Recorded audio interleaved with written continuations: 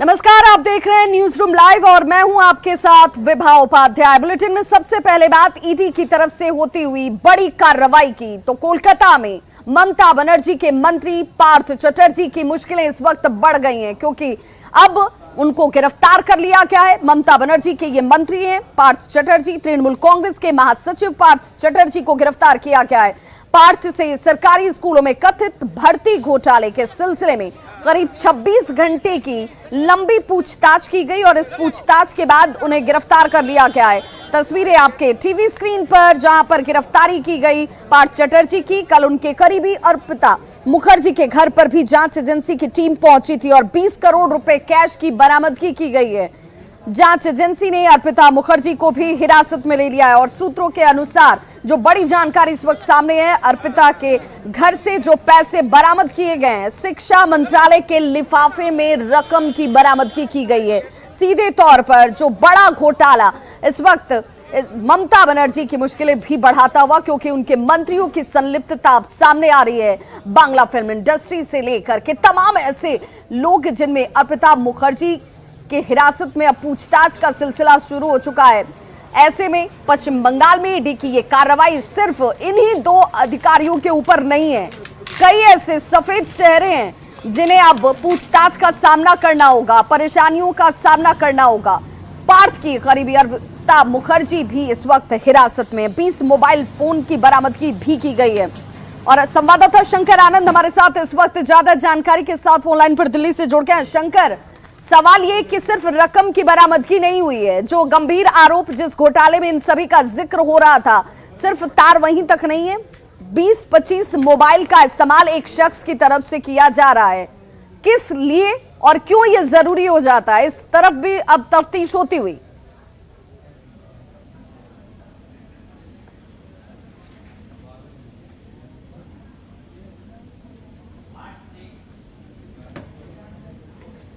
तो अपने सहयोगी से हम जुड़ने की कोशिश करेंगे। फिलहाल ये वो तस्वीरें हैं जो कल ईडी की कार्रवाई के दौरान अर्पिता मुखर्जी के घर से बरामद की गई और देखिए कैसे शिक्षा मंत्रालय के लिफाफों में ये रकम यहां रखी गई थी और इसीलिए ये अंदेशा, ये शक जिस घोटाले को लेकर के लगातार सवाल जवाब का सिलसिला 26 घंटे तक पार्थ चटर्जी और उनके तमाम ठिकानों पर जुड़े हुए लोगों से किया जाता रहा, उस दिशा में अब उनकी गिरफ्तारी हो चुकी है।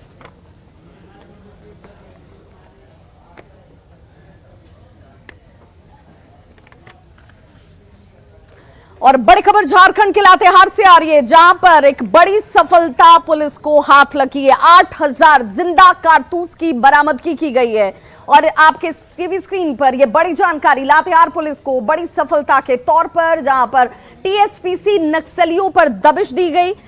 यहां से भारी मात्रा में हथियार और असलहा बरामद किया गया है। जरा ये तस्वीरें देख लीजिए, एक्सक्लूसिव तस्वीरें आपके टीवी स्क्रीन पर हैं, जिसमें 8000 जिंदा कारतूस हैं।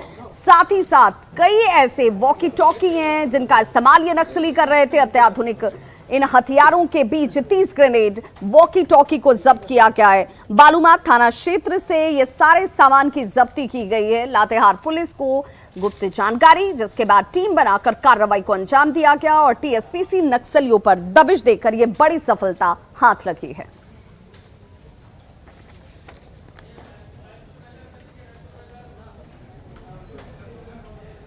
और इंटेलिजेंस ब्यूरो की तरफ से एक और बड़ा अलर्ट बिहार के लिए जरूर चिंता का विषय इस वक्त बन गया है, क्योंकि तमाम जिलों के डीएम और एसपी को यह अलर्ट जारी किया गया है इंटेलिजेंस ब्यूरो की तरफ से, जिसमें कहा गया है कि सोशल मीडिया प्लेटफॉर्म का किस तरीके से इस्तेमाल जो है वो कहीं ना कहीं ऐसी मानसिकता के लोगों की तरफ से किया जा रहा है जो बिहार को दहलाने की कोशिश कर रहे हैं। दंगाइयों को आतंक के वीडियो की तलाश है और ऐसे वीडियो सर्च किए जा रहे हैं सोशल मीडिया प्लेटफॉर्म्स पर, जिनमें आईएसआईएस की तरफ से जश्न मनाया जा रहा है, जिनमें भारत को कहीं ना कहीं नुकसान पहुंचाने की कोशिश की जा रही है। डीएम और एसपी को अपने अपने जिलों में ऐसे सोशल मीडिया प्लेटफॉर्म्स पर निगरानी रखने को लेकर आईबी ने अलर्ट किया है। कन्हैयालाल हत्याकांड पर जब आईएसआईएस की तरफ से जश्न मनाया गया, ये तमाम वीडियोस जिलों में सर्च किए जा रहे हैं। अब जरा उन जिलों का नाम भी जान लीजिए। बिहार के ये कौन से जिले हैं जहां पर सबसे ज्यादा इसको देखा जा रहा है या इसे देखने की कोशिश की जा रही है। मुजफ्फरपुर, मोतिहारी, दरभंगा, सीतामढ़ी, पूर्णिया, सुपौल, अररिया, किशनगंज, ये वो जिले हैं और ये वो तमाम जिले हैं जो ज्यादातर नेपाल के सीमावर्ती इलाकों से जुड़ते हैं। यहां पर आतंकी गतिविधियों को लेकर हमेशा अंदेशा बना रहता है। इन इलाकों के युवाओं का ब्रेन वॉश किया जा रहा है। इन्हें ऐसे वीडियोस के साथ सोशल मीडिया प्लेटफॉर्म्स पर जोड़ने की कोशिश की जा रही है आतंकियों की तरफ से, और ऐसे में आईबी का यह अलर्ट चिंता बढ़ाने वाला।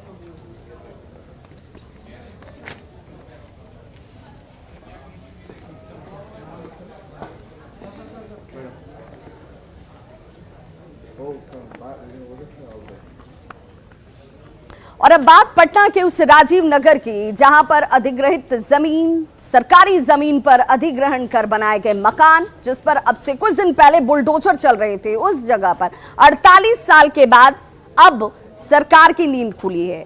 उस विभाग की नींद खुली है जिस विभाग से यहां पर जमीन लोगों तक पहुंचती है, लोग खरीदते हैं, अपने सपनों का आशियाना बनाते हैं। वहां पर अब बोर्ड और होर्डिंग्स लगाए जा रहे हैं। राजीव नगर में बोर्ड लगाकर लोगों को भूमाफियाओं से, दलालों से सावधान रहने को लेकर नसीहत दी जा रही है। लेकिन इसी राजीव नगर इलाके के लोग अब ये सवाल उठा रहे हैं कि जिस वक्त इस राजीव नगर में जमीन को बेचा जा रहा था, लोग अपनी गाढ़ी कमाई लगाकर जमीन खरीद रहे थे, मकानों का निर्माण करा रहे थे, उस वक्त ये बोर्ड विभाग की तरफ से क्यों नहीं लगाए गए? क्यों खरीदने से पहले इन लोगों को रोका नहीं गया? अब इस तरह के बोर्ड का क्या मतलब है, इसका औचित्य क्या है? सवाल खुद यहां के लोग उठाते हुए। ज्यादा जानकारी दे रही है हमारी संवाददाता विनीता मिश्रा। जमीन अधिग्रहण के 48 साल बाद राजीव नगर में आवास बोर्ड की तरफ से बोर्ड लगाए गए हैं और लोगों को जागरूक किया जा रहा है। पिछले 48 साल से एक भी बोर्ड नहीं, एक भी जागरूकता नहीं। और अगर 3 और 4 जुलाई की अगर हम बात करें तो जमकर यहाँ बुलडोजर चले, घर तोड़े गए और अब जाकर यहाँ ये बोर्ड लगाया गया है आवास बोर्ड की तरफ से और लोगों को जागरूक किया जा रहा है। जब हाई कोर्ट कुछ हरकत में आए हैं तब ये बोर्ड लगाया गया है। आवास बोर्ड अपना दिखला रहा है कि हमारा पहले से बोर्ड लगा हुआ है, 100 साल पहले, 50 साल पहले, 48 साल पहले, जब का मामला है 1974 का। जब से वो आवास बोर्ड सोच रहा है कि हम इसको साबित कर देंगे कि मेरा बोर्ड कब से लगा हुआ है, जब से ये मामला चल रहा है, और ताकि ये हम आपको हाई कोर्ट को प्रूव कर पाएं कि हमारा ये बोर्ड लगने के बाद भी मकान लोग बनाए हैं। लेकिन ऐसा कुछ नहीं है, बोर्ड कल लगा है, कल दोपहर। आप लोगों का घर कब बना है? हमारा घर बना है 2012 में। उसमें कोई जानकारी नहीं थी? कुछ नहीं है, कुछ नहीं है सर। जब मकान बनता है तो प्रशासन आते हैं, बोलते हैं कि पैसा दीजिए, बनाएंगे तो पैसा देना पड़ता है उनको। कितना एक मकान बनाए आप, एक बार बनाए ढलैया किए 50,000 रुपया लेते हैं, ठीक है। उसके बाद फिर भी आते हैं वो लोग, बार बार आते हैं, एक बार नहीं आते हैं, बार बार आते हैं। 500 दीजिए, कुछ दीजिए, सब तो आप ले ही रहे हैं, सब तो लेके बैठे हुए हैं। तब कहाँ थे आप लोग? तो ये बोर्ड अभी लगा है? हाँ, कल लगा है। कल लगा है। पहले से कोई यहाँ नहीं, कोई नहीं। तो जब बोर्ड लगाए थे तो आप पूछे नहीं कि पहले से क्यों नहीं, अभी क्यों?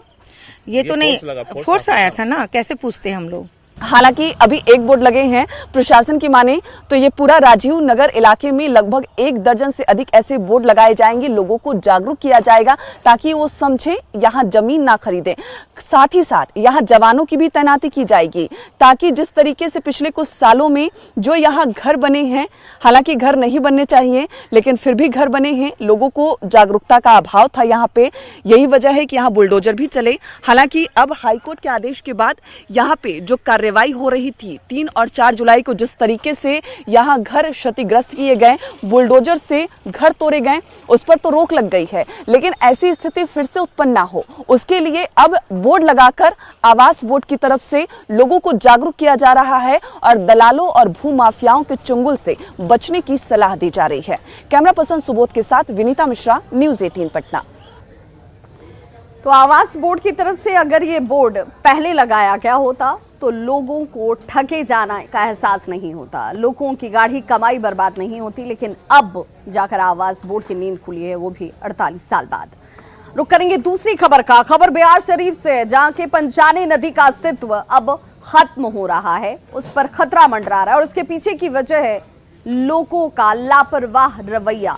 जी हाँ, इसी पंचाने नदी में लोग घरों का कचरा फेंक रहे हैं, गंदगी फैलाई जा रही है और अब ये नदी नाले में तब्दील हो चुकी है। जरा इन तस्वीरों को देखिए, ये पंचाने नदी जहां पर बिहार शरीफ और उस बिहार शरीफ की पहचान हुआ करती थी, उसी पंचाने नदी का अस्तित्व खतरे में पड़ गया है। बख्तियारपुर रजौली फोर लेन का निर्माण भी किया जा रहा है और इस दौरान इसी जमीन के निर्माण की वजह से अब पंचानी नदी में तमाम वेस्टेज को, कचरों को फेंका जा रहा है। हमारे सहयोगी अभिषेक कुमार की एक ग्राउंड रिपोर्ट देखिए।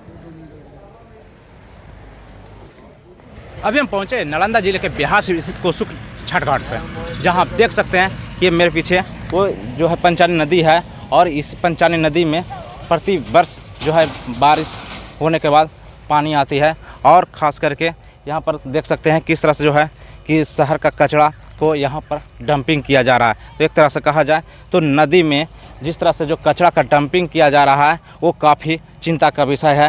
ये कहा जाए तो जिनके कंधों पर जो है कि नदी की साफ़ सफाई अतिक्रमण मुक्त कराने की है, वही लोग आज नदी में कचरा का डंपिंग कर रहे हैं। यहाँ तक बता दें कि यह भी बताया जा रहा है कि जो हाईवे का निर्माण हो रहा है उसी हाईवे पर का जो कचरा दबी थी उसे बाहर निकाल कर यहाँ पर फेंका जा रहा है, डंपिंग किया जा रहा है। तो देख सकते हैं किस तरह से जो है पूरी तरह से नदी में जो है कि जो कचरा डंपिंग करने का काम युद्ध स्तर पर की जा रही है और लगातार जो है कि भरा जा रहा है। तो उससे आने वाला समय में नदी का अस्तित्व मिटती नजर आएगी। तो यहाँ पर कुछ ग्रामीण हैं, उनसे जानते हैं। ये बता जाए क्या स्थिति है अभी यहाँ नदी, कौन सा नदी? यहाँ 95 नदी है, ठीक है। यहाँ इतना गलत कर रहा है, मत पूछिए। कचरा कुल किधर से ला के इधर डाल रहा है। और 95 नदी में कभी भी छठ पूजा के समय आता है, छठ पूजा के समय में नदी पानी आएगा, पुल दहा के जाएगा, इसी में कचरा तो इतना खराब काम कर रहा है, मत पूछिए। जनता के आप इतना कीजिए, मत पूछिए। तो क्या लग रहा है कि जिनको जो नदी का साफ सफाई किया जाना था उसे भरा जा रहा है? वो गलत कर रहा है, वो गलत कर रहा है। तो ये देख सकते हैं कि जो ग्रामीणों का साफ कहना है कि जो है जो भी हो रहा है वो गलत हो रहा है। हालांकि जिस तरह से हाईवा के द्वारा जो है कि यहाँ पर जो डंपिंग किया जा रहा है कचरा को, ये नहीं होना चाहिए। जिला प्रशासन इस पर अविलंब संज्ञान लेकर इसे हटाने का काम शुरू करवाए। नालंदा से न्यूज़ 18 के लिए अभिषेक कुमार। और चलिए आपको पटना के कंकड़ बाग इलाके की तस्वीर दिखाते हैं, जहां के लोग पानी और जल जमाव से परेशान नजर आ रहे हैं। जिस वक्त यहां पर कॉलोनियों का निर्माण किया गया, उस वक्त छोटे नालों का निर्माण किया गया। आबादी के अनुरूप उस वक्त की वही जरूरत थी और उसी अनुरूप निर्माण भी हुए। लेकिन धीरे धीरे आबादी का दबाव, जनसंख्या का दबाव इन इलाकों में बढ़ने लगा, लेकिन नालों का निर्माण नहीं किया गया। अब ये नाले खुद भी खत्म हो रहे हैं और यहाँ की आबादी के लिहाज से नालों का निर्माण भी नहीं हुआ। जल जमाव और सड़ांध जैसी स्थिति में इस वक्त यहाँ इलाकों के लोग रहने को मजबूर हैं। कंकड़बाग बहादुरपुर हाउसिंग कॉलोनी का निर्माण बहुत पहले हुआ।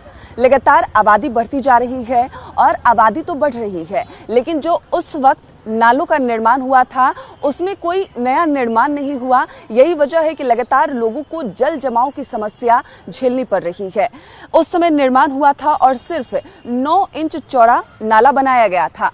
आबादी लगातार बढ़ रही है, जल लगातार गिर रहा है और ऐसे में यहाँ रहने वाले लोगों को जल जमाव की समस्या लगातार झेलनी पड़ रही है। आपको बता दें कि बहादुरपुर हाउसिंग कॉलोनी का निर्माण लगभग 35 साल पहले हुआ था। इलाके में बनने वाले नए घर लगातार बढ़ते जा रहे हैं। पुराने नाले पर दबाव भी बढ़ता जा रहा है। वजह यही है कि द्वारिकापुर कॉलोनी, संजय नगर, न्यू पत्रकार नगर कॉलोनी और तमाम ऐसे क्षेत्र हैं जहां जल निकासी को लेकर लोगों को परेशानी झेलनी पड़ रही है। कम से कम 2 फुट पानी यहाँ हमेशा लगा रहता है। अगर हम बारिश की बात करें तो बारिश में जल जमाव से लोग परेशान होते हैं और सिर्फ बारिश ही नहीं, अगर बिना बारिश की भी हम बात करें तो यहाँ जल जमाव की समस्या लोगों को झेलनी पड़ती है। कारण ये है कि यहाँ लोग तो बढ़ रहे हैं, आबादी तो बढ़ रही है, लेकिन जो नालों का निर्माण 35 साल पहले हुआ था, सिर्फ 9 इंच चौड़ा नाला बनाया गया था, वो आज भी ज्यों का त्यों बना हुआ है। लोग बढ़ रहे हैं और पानी का जो इस्तेमाल है वो भी बढ़ रहा है और ऐसे में पुराने नाले पर दबाव भी बढ़ रहा है और यही वजह है कि जल निकासी की समस्या उत्पन्न हो रही है। बारिश जब आती है तो जल जमाव से लोग परेशान हो जाते हैं और अभी तक उन नालों पर कोई काम नहीं हो रहा। आबादी बढ़ रही है लेकिन नालों का नया निर्माण नहीं कराया जा रहा। यही वजह है कि लोग यहाँ जल जमाव से परेशान नजर आ रहे हैं। पानी जो है थाना से करीब जहाँ रोड इन हो रही है वहाँ तक जो है सीवेज का भी निर्माण नहीं है। सबसे पहले सीवेज का निर्माण कर दिया जाए और ये जल की जो समस्या है, लगातार या तो गर्मी हो, बरसात हो, जाड़ा हो, प्रत्येक सीजन में इस तरह की समस्या उत्पन्न रहती है। कैमरा पर्सन सुबोध के साथ विनीता मिश्रा, न्यूज़ 18 पटना। पटना में बुटीक एग्जीबिशन लगाया गया है जिसमें 40 से ज्यादा स्टॉल्स लगाए गए हैं। आर्टिफिशियल ज्वेलरी को लेकर लोगों के अंदर ज्यादा क्रेज नजर आता है। अलग अलग राज्यों से उद्यमी जो हैं अपने अपने प्रोडक्ट्स के साथ इस एग्जीबिशंस में अपने स्टॉल्स को लगाते हुए नजर आ रहे हैं। और इस वक्त तस्वीरें हम आपको दिखाने जाते हैं कि किस तरीके से यहाँ पर एग्जीबिशन में लोग पहुंचकर इन आर्टिफिशियल ज्वेलरीज को पसंद कर रहे हैं। सावन और मानसून चल रहा है, ऐसे में राजधानी में बुटीक एग्जीबिशन लगा हुआ है और आप देख सकते हैं कलेक्शन है यहाँ पर, आर्टिफिशियल ज्वेलरी की कलेक्शन है, विशेष परिधान भी यहाँ पर हैं, खास करके मानसून और सावन को ध्यान में रखते हुए ये कलेक्शन दिया गया है। कुल 45 स्टॉल लगाए गए हैं इस कलेक्शन में और आपको यहाँ पर तमाम वो चीज़ मिलेंगे जो कि आपको सावन में महिलाएं खास करके उपयोग करते हैं। आप देख सकते हैं आर्टिफिशियल ज्वेलरी है, खास करके हरे रंग की कलर की है कि जो महिलाएं सावन में इसे हम प्रयोग करती है। और बात कर लेंगे आप परिधानों की, तो स्पेशल जो बुटीक एग्जीबिशन में परिधान लगाए गए हैं, खास करके जो मानसून के समय पर्व त्यौहार होते हैं और जो सावन का महीना चल रहा है, इसको देखते हुए बुटीक में विशेष इंतजाम किए गए हैं और हम यहाँ पर हैं, उनसे बातें करेंगे। ज्वेलरी है मेरी, सेमी प्रीसियस ज्वेलरी है, ऑल्टरनेट ऑफ रियल। आप कहीं भी बाहर जाते हो तो आप कैरिएबल है ये सब, जैसे आजकल गोल्ड डायमंड वगैरह ले जा करके आप किसी शादी में आप विजिट नहीं कर सकते हो, आप ये लेके जाओ, नोबडी टच हो, आप आर्टिफिशियल पहने हो, because only depend who wear, क्योंकि मेरी making and all very sharp है, काफ़ी अच्छी है। सावन है, मानसून है, वैसे में कितना अच्छा कलेक्शन है? बहुत अच्छा कलेक्शन लेके आए हम लोग, काफ़ी अच्छा कलेक्शन, जिसकी भी रिक्वायरमेंट हो वो ज़रूर पूरी होगी यहाँ पे और हम उम्मीद भी है कि काफ़ी अच्छा हमारा शो होगा ये हमारा। Thank you. तो सावन और मानसून को देखते हुए इस बुटीक एग्जीबिशन में पूरी तरह से कलेक्शन रखे गए, परिधान भी हैं, आर्टिफिशियल ज्वेलरी भी हैं और वो तमाम चीज़ जो कि महिलाओं से संबंधित हो और महिलाओं को काफ़ी जिसकी ज़रूरत पड़ती है, वो चीज़ यहाँ तमाम चीज़ यहाँ पर रखे गए हैं। न्यूज़ 18 के लिए पटना से धर्मेंद्र कुमार।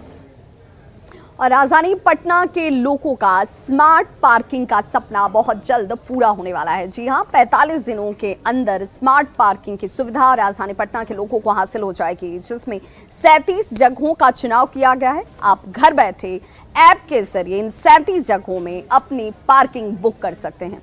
ज्यादा जानकारी दे रही है हमारे संवाददाता विनीता मिश्रा। राजधानी पटना के लोगों का जल्द ही सपना साकार होने वाला है, उन्हें स्मार्ट पार्किंग की सुविधा मिलने वाली है। सितंबर महीने में 37 स्मार्ट पार्किंग राजधानी पटना के लोगों को मिलेगी और इस स्मार्ट पार्किंग में तमाम अत्याधुनिक सुविधाएं होंगी। आप घर बैठे स्मार्ट पार्किंग के लिए स्लॉट बुक कर सकते हैं और ये जान सकते हैं कि आपकी गाड़ी कहां पार्क होगी। नगर निगम प्रशासन की तरफ से इस पर काम भी शुरू हो गया है, एजेंसी को ऑर्डर भी दे दिया गया है, जगहों को चिन्हित भी कर लिया गया है। अगर हम बात करें कि कहां कहां स्मार्ट पार्किंग बनेगी तो उसके मुताबिक विद्युत भवन के सामने, बीएन कॉलेज, अशोक राजपथ, डाक बंगला चौराहा, जहां सबसे अधिक भीड़ होती है वहां भी स्मार्ट पार्किंग बनेगी। आपको बता दें कि महाराजा कामेश्वर कॉम्प्लेक्स के सामने, हड़ताली मोड़ से बोरिंग रोड चौराहा, महावीर मंदिर के सामने भी स्मार्ट पार्किंग बनेगी। इसके साथ ही साथ कई ऐसे जगह हैं जहां चिन्हित किए गए हैं, जहां स्मार्ट पार्किंग बनाई जाएगी, लोगों को सुविधाएं मुहैया कराई जाएगी। लगातार बिहार में नई सड़कों की सौगात मिल रही है, लेकिन जाम से निजात नहीं मिल रहा। इसका मुख्य कारण ये भी है कि लोग जहां तहां गाड़ी पार्क कर देते हैं, लेकिन स्मार्ट पार्किंग सुविधा आने से अब जाम की समस्या भी नहीं होगी। आप घर बैठे जान सकते हैं कि आपको कहां गाड़ी पार्क करनी है। इसके लिए ऐप भी बनाया जाएगा। ऐप से जितने भी 37 स्मार्ट पार्किंग होगी सभी को जोड़ दिया जाएगा। आप घर बैठे जान सकते हैं कि किस इलाके में कहां गाड़ी पार्क करने के लिए जगह खाली है। हालांकि जानकारी के मुताबिक अगले 45 दिनों में स्मार्ट पार्किंग के अनुसार पहला पार्क तैयार कर लिया जाएगा और अगले 3 महीने में राजधानी पटना में 37 स्मार्ट पार्क तैयार कर दिया जाएगा, जिससे आम लोगों को राहत मिलेगी। उनका सपना साकार होता हुआ नजर आ रहा है।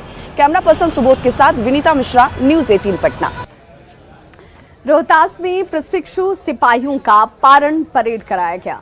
एक कहावत है कि आप जब प्रशिक्षित होते हैं, बेहतर तरीके से प्रशिक्षण हासिल करते हैं, तो आप जब ड्यूटी पर तैनात होते हैं तो खून कम बहता है। और यही वजह है कि यहाँ पर ट्रेंड किया जा रहा है ऐसे तमाम सिपाहियों को, जहां से इस समारोह का आयोजन किया गया और यहां पर मौजूद अतिथियों की तरफ से भी कहा गया कि ऐसी स्थिति में जब आप बेहतर ट्रेंड होते हैं, बेहतर तरीके से प्रशिक्षण प्राप्त करते हैं, तो पुलिसिंग आपके भरोसे बेहतर होती है।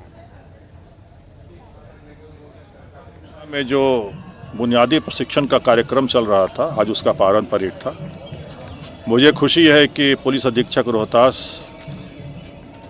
श्री आशीष भारती जी के नेतृत्व में इनकी टीम द्वारा, सभी इंस्ट्रक्टर्स द्वारा बहुत ही उच्च कोटि का प्रशिक्षण कार्यक्रम कराया गया और आज उसका प्रदर्शन मुझे पारण परेड के दौरान देखने का मिला।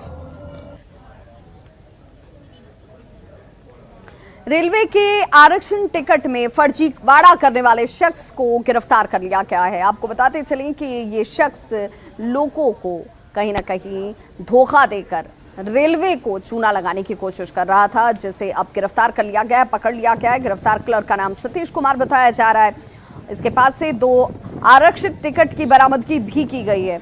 आपको बताते चलें कि आरपीएफ के अनुसार रेलवे का तत्काल और आरक्षण टिकट बनवाने के एवज में बुकिंग क्लर्क लोगों से अधिक पैसे की वसूली कर रहा था। साथ ही रेल टिकट बनाने का फर्जीवाड़ा भी किया जा रहा था।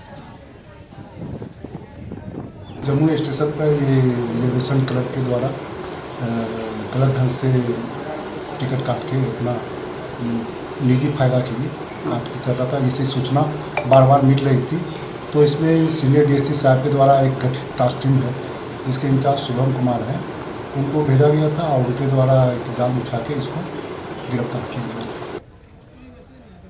खबर गोपालगंज से, जहां पर उत्पाद विभाग की टीम ने 2 शराब तस्करों को धर दबोचा है। ये दोनों शराब तस्कर यूपी से अपने शरीर में बंटी बबली शराब फ्रूटी पैकेट जो होती हैं उन्हें लपेटकर तस्करी करने की कोशिश कर रहे थे। हालांकि जांच के दौरान अधिकारियों को शक हुआ, जिसके बाद इनकी तलाशी ली जाती है और इनके शरीर में बंधे हुए शराब की बोतलों को पकड़ा गया है। दोनों शराब तस्करों को कुचायकोट थाना क्षेत्र के माधोमठ गांव के पास से गिरफ्तार किया गया। उत्पाद पुलिस ने बाइक रोककर इनकी जब जांच की है तो चौंकाने वाली तस्वीरें सामने आ गईं। गिरफ्तार किए गए दोनों शराब तस्करों की पहचान जो है विशंबरपुर थाना क्षेत्र के ईश्वरपट्टी निवासी अर्जुन कुमार यादव और इसी गांव के प्रिंस सिंह के रूप में की गई है।